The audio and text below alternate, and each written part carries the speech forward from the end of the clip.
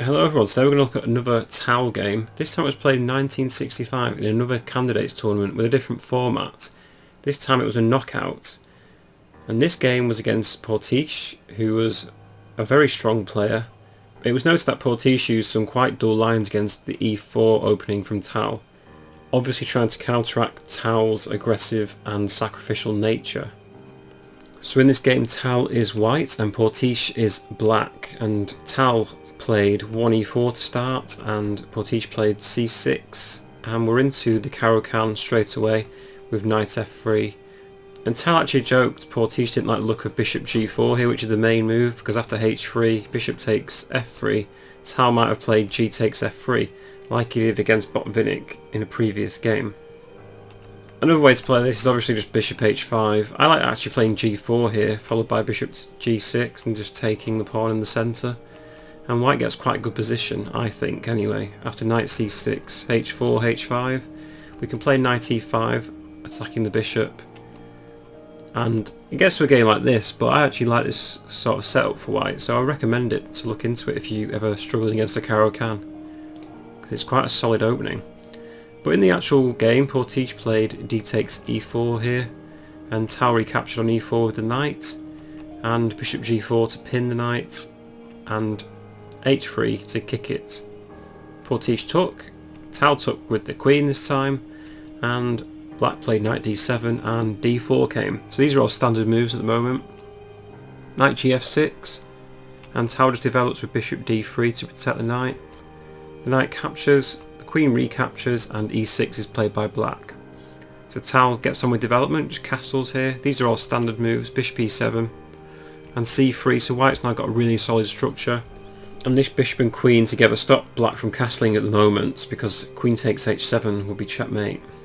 Here Portisch played knight to f6, attacking the queen. And a more solid move is queen e2 here, just move the queen back, followed by castles and bishop d2. And white's got a very solid game. However, Tal didn't opt for this, he didn't like solidity. He played queen h4. The queen's going on an adventure here. After knight d5, the queen's attacked though, but queen g4 attacking the g7 pawn. Portisch now plays bishop f6, and Tal develops again, rook e1, undermining this e6 pawn with the rook. Black played queen b6 here.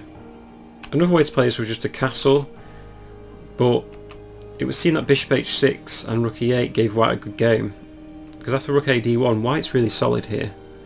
And if the g6, c4 and maybe knight to e7, white can actually capture on e6 here with the rook. After f takes, queen takes, the king's forced to the corner, queen takes and king g8 followed by mate. This isn't forced however, but it just demonstrates the power that white has. You'd think that black's got a really solid position here, but in fact that e6 pawn is really weak and doesn't do black any favours. After rook e1 though, the queen went to b6 for black, and now Tal opted for c4 here, attacking the knight. Queen f3 was an idea, a solid idea. After castles and bishop c2, white's doing perfectly fine and actually has a slight edge, but Tal doesn't like slight edges. In actual fact, this probably would have favoured Portisch because he likes solid positions, and Tal obviously wants to attack. So instead he played c4, and the knight now moves to b4 to attack the bishop, and Tal now played an extraordinary move. He played rook takes e6, sacking the rook. Check. And after the pawn takes, the queen can take, and the king's forced to move. And what this does is build up on a major attack for white now. Now the bishop on d3 still attacks, but Tal will just ignore this. He played bishop to f4 instead, because bishop d6 would deliver a killing blow to black and the king. To demonstrate this, let's just have a look at some variations. If black now plays rook to e8, bishop d6 can be played, and black's forced to block. But now white can build up with rook e1. After queen d8 to support the bishop, just rook e3, and rook f3 is coming with devastating consequences, and that can't be stopped. If in this position queen d8 instead, rook e1 can be played.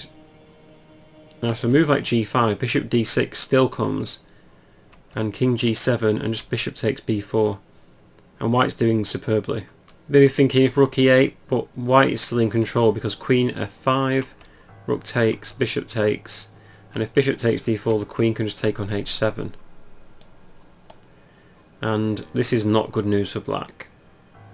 The king is in a terrible position, and just because black's the exchange up doesn't mean anything. In the game, however, though, Portisch played the best move, rook d8 in this position, because if bishop d6 now, black will just sacrifice the exchange and play bishop to e7 and they'll be safe. Instead though, Tal opted for c5 here to attack the queen. Black is now forced to give up their own queen, because if queen a5 here, rook e1 will come, and after a move like knight d5, bishop d6 again, bishop to e7, and just bishop takes, knight takes and queen takes, followed by king g8, and it's forced mate with bishop c4, because if the rook blocks it, queen e8's mate. So if black moves the queen here, it's game over. So instead, black has to now take on d3, takes the bishop, and gets a few pieces for the queen.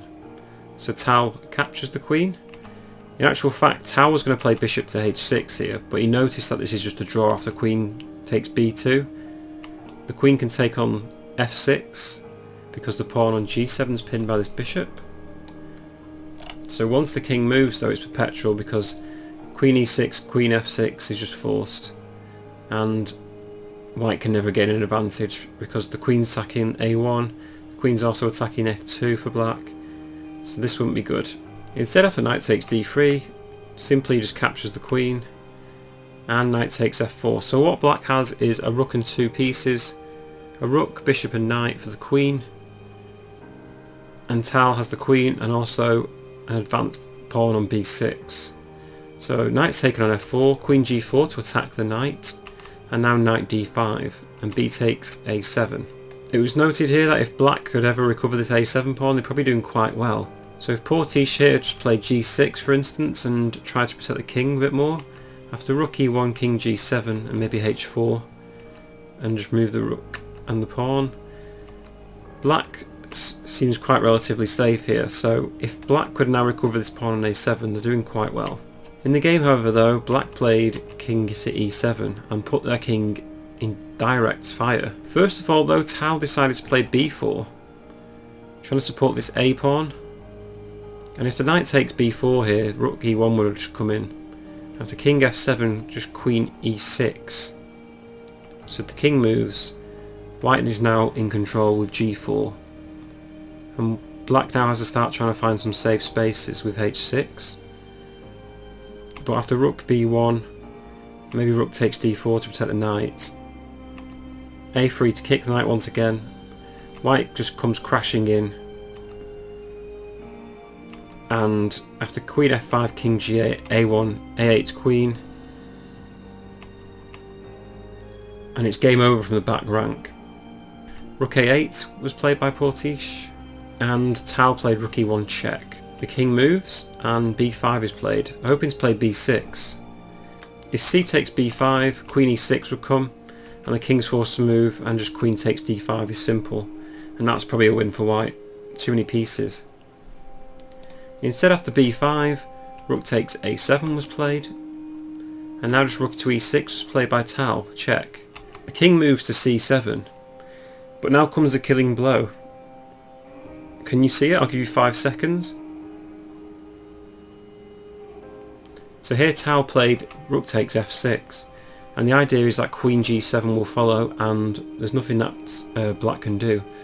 So black actually resigned here. So for instance, if knight takes f6, the queen just takes g7, and they're going to pick up the rook, and they're going to swap pawns around here. So it's just game over for black. So in an amazing twist, Tal actually demolished black here. And it's an amazing game because it doesn't really feel like black did much wrong. The only move where black went wrong really is king e7 here. Instead, g6 may have been much better. Would have been a lot safer for black. But anyway, that was another amazing game by Tal. Thank you for watching the video. Please subscribe if you enjoyed the content, and I'll see you in the next one.